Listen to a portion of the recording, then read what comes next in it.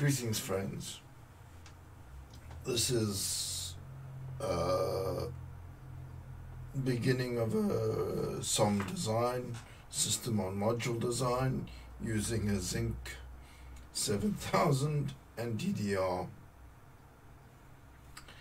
This design was done, I started many years ago, I think in 2013, 2014, when I first began getting involved in high-speed PCB design. Okay, I've been in the industry close to 30 years. The last 10 years have been in PCB design. Okay.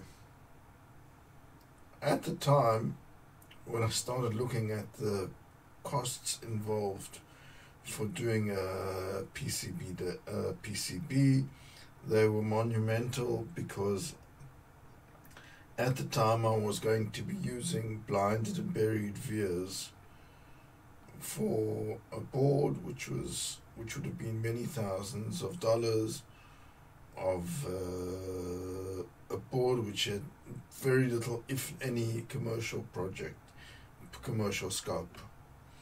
Same to this board has got very little commercial scope. I'm doing it as a home project, not as any commercial venture. Okay, it'll be done in KiCad, and once finished and I'm happy with the board, it will be up on my GitHub repository. If I look at the board, the board is UART, level converter, UART. You've got your standard JTAG printing interface for programming. You've got flash memory, which is an SD card flash, and you have a QSBI flash, as well as a 1 giga Ethernet port. Okay, that is the front of the board. On the back of the board, at the moment now, you've got 4 40-pin headers, high rows headers. More than likely I'll put more on. It'll probably about 6 headers I'm going to have, which would be almost all the configurable pins taken out to the back, and I can then start building daughter boards for the SOM. Okay, that is the PCB. We're going to go walk through the main areas of the circuit. Main areas of the circuit. We said four, probably 6 connectors go on the outside. Power, a 4-rail power supply. I still need to put up all the decoupling caps.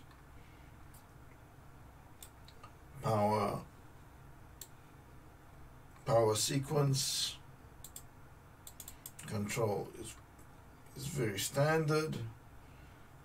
JTAG interface, control interface with analog in, analog A to D.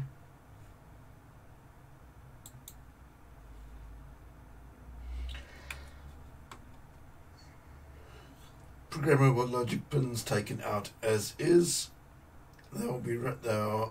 I did not route them as a bus. I routed them as global nets. The reason being is, if I route them as a bus, I'd have a problem routing. I need them to finish with .-n-p. If I would write them as a net, there'd be a number at the end and not an N or a P. So they're routed as buses, as nets, and not as bus. Okay. This is the programmer logic side, PS side. We saw the PL. This is the PS side. Unused GPIO, you take it out. SPI flash used for storage.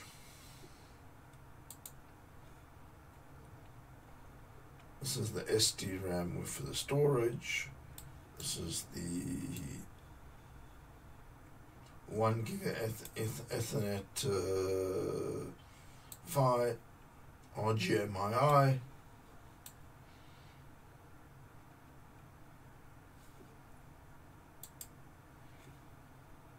And my backside connections, which are board to board. High rows board to board connections.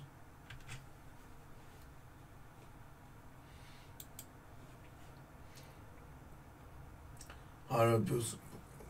Okay.